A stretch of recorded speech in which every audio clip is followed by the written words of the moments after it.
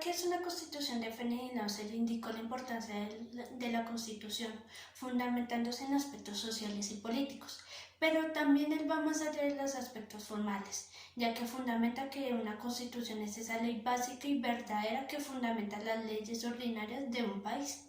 Por tanto, la constitución tiene como esencia la suma de los factores reales que pueden ayudar a gobernar una nación. En palabras de Wormen, es un espacio estratégico privilegiado para múltiples intereses materiales, factores socioeconómicos e intereses pluriculturales, debido a que se reúnen todos los horizontes del pluralismo constitucional. El constitucionalismo, teniendo en cuenta desde la Revolución Gloriosa, la Guerra de Independencia de Estados Unidos y la Revolución Francesa, se caracterizó por ser una corriente ideológica que evoluciona con el concepto mismo de la palabra. El surgimiento del constitucionalismo liberal de las revoluciones burguesas desde el siglo XVIII, centrado en la defensa de los derechos individuales y en la limitación del poder, su evolución conservadora al positivismo y el establecimiento de los estados del derecho. Los principios constitucionales abrieron vía de entrada a la moral en el derecho positivo, con la incorporación de la dignidad humana, la solidaridad social, la libertad y la igualdad, haciendo legalmente válidas las expresiones de la ética en las políticas modernas.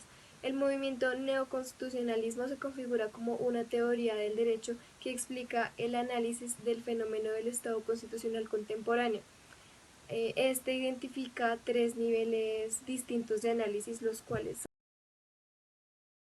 Pretende explicar un conjunto de textos constitucionales que comienzan a surgir después de la Segunda Guerra Mundial y sobre todo a partir de los años 70, que contiene altos niveles de normas materiales sustantivas que condicionan la actuación del Estado por medio de la ordenación de ciertos fines y objetivos.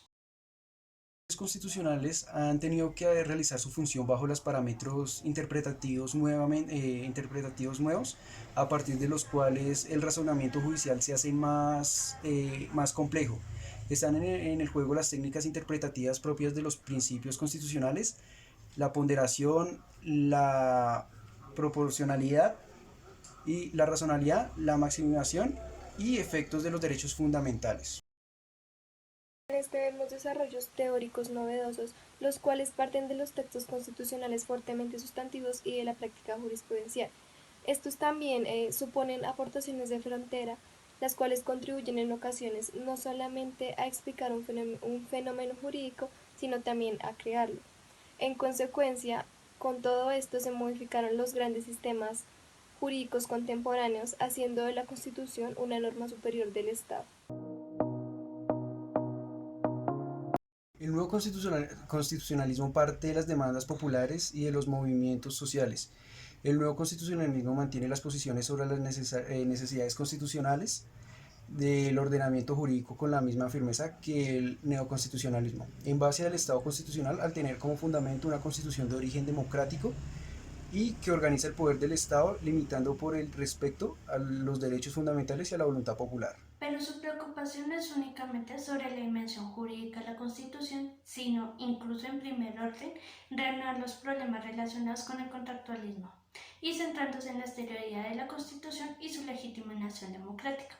En efecto, el primer problema del constitucionalismo democrático es servir de traslación fiel de la voluntad constituyente del pueblo, estableciendo los mecanismos de relación entre la soberanía, la esencia del poder constituyente y la Constitución, entender su sentido amplio como el fuente de poder que fundamenta el derecho, las relaciones políticas y relaciones sociales.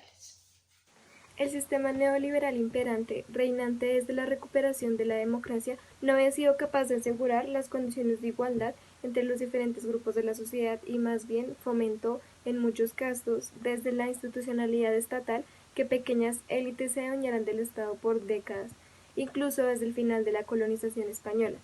Desde este punto de vista, el nuevo constitucionalismo reivindica el carácter revolucionario del constitucionalismo democrático, dotándolo de mecanismos que pueden hacerlo más útil para la emancipación y avance de los pueblos.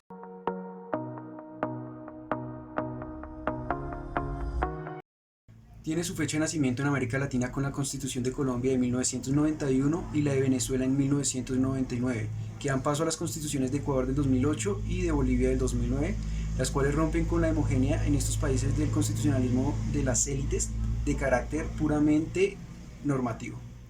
Las constituciones latinoamericanas paradigmáticas de este modelo fueron precedidas por una respuesta de activación social del pueblo mediante contiendas políticas convencionales y transgresivas, como respuesta a la aplicación del modelo neoliberal en los años 70, 80 y 90, las cuales fueron culminadas en los procesos constituyentes.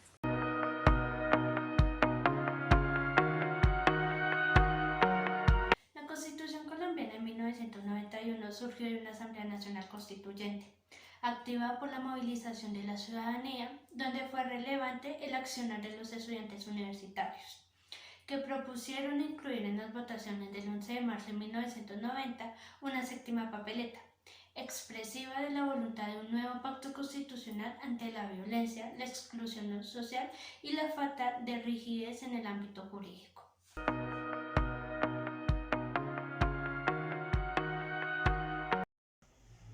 La Constitución de la República Bolivariana de Venezuela es procedida por las revueltas sociales de febrero de 1989, símbolo del rechazo del gobierno de Marcos Pérez Jiménez, un punto crítico de la economía y social del sistema político, producto de la ampliación del modelo neoliberal intentado por el golpe de Estado de 1992 y la disposición de Carlos Andrés Pérez, eh, mismo que fue acusado de corrupción años después, en 1988.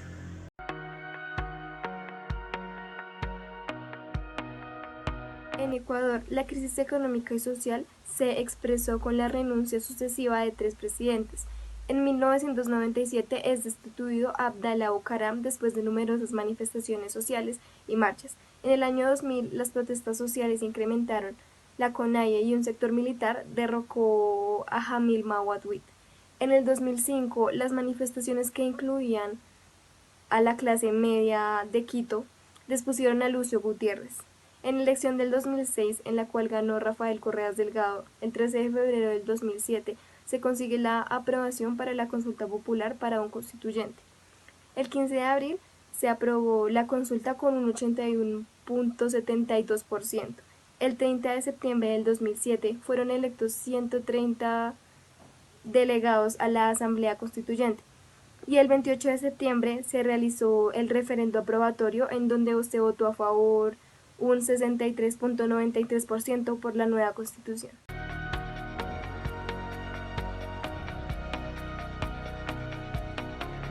En Bolivia en el año 2000 se vivieron manifestaciones sociales conocidas como la Guerra del Agua, pero en el año 2003 se volvieron a repetir estos actos como la Guerra del Gas y se extendieron a varias ciudades provocando la renuncia de Gonzalo Sánchez de Lozada y Carlos Mesa Girbe en el año 2005. El mismo año llegaría al gobierno de Bolivia el movimiento socialista con un aval electoral de 53,7%, convirtiéndose en presidente de este país Evo Morales Ayma. Su proceso constituyente no fue fácil, agregado que la convocatoria se fundamentó con diferentes órganos y se extendieron intentos autónomos de enfrentar este acto, como los departamentos de Santa Cruz, Tarija, Bando y Paine. Asimismo, se da el reclamo del departamento de Sucre frente a su capitalidad. Ante la huelga del presidente de la República, junto con sindicalistas y líderes sociales, esto conllevó que el 25 de enero del 2009 se da la celebración del referendo aprobatorio con una votación favorable del 61.43%.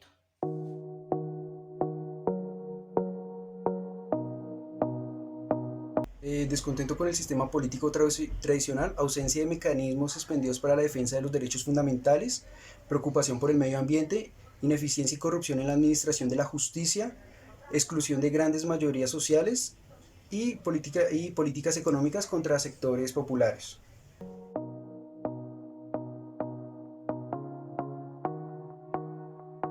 Ahora vamos a ver los rasgos esenciales del nuevo constitucionalismo. Según el jurista, politólogo y político valenciano Martínez Dalmau, se pueden identificar 9 características del nuevo constitucionalismo latinoamericano.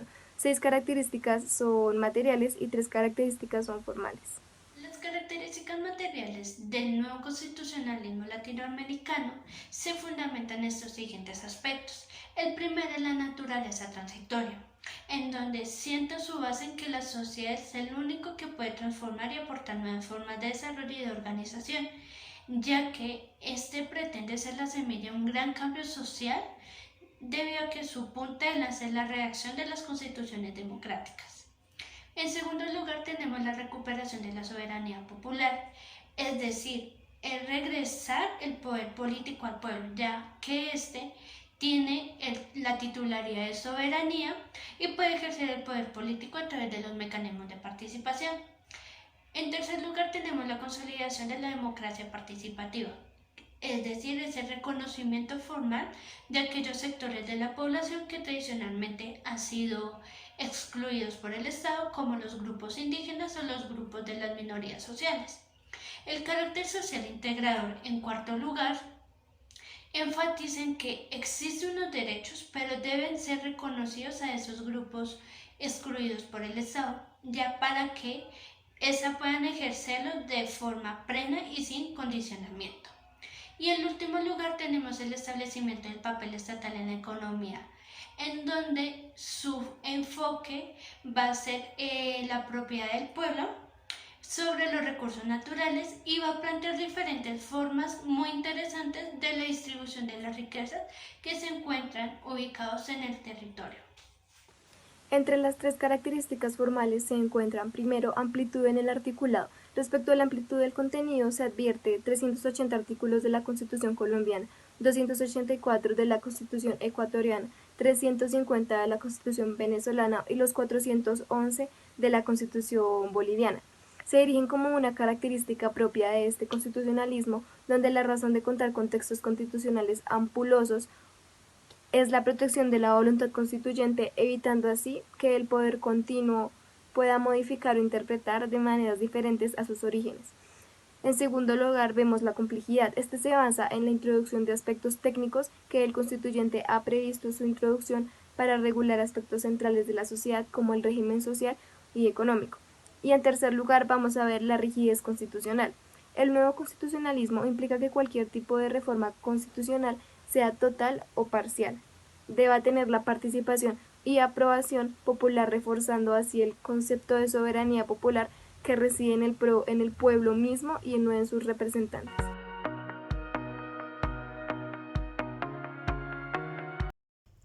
Uno de los mayores críticos del nuevo constitucionalismo es el abogado, jurista, sociólogo, escritor y académico argentino Roberto Gallega, en donde determina que el nuevo constitucionalismo latinoamericano tiene poco de nuevo, sencillamente porque el mismo no introduce novedades relevantes en la relación con el viejo constitucionalismo, en ninguna de las dos partes esenciales en las que se divide cualquier constitución, ni en la acción dedicada a la organización del poder, ni en la relación con la Declaración de los Derechos.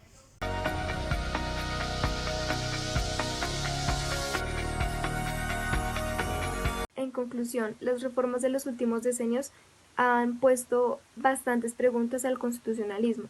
El contrato social, la clave de la racionalidad social y la política moderna están bastante ligadas a la idea de una nacionalidad asentada en un territorio y de la soberanía caminando junto a una ciudadanía igualitaria y universal.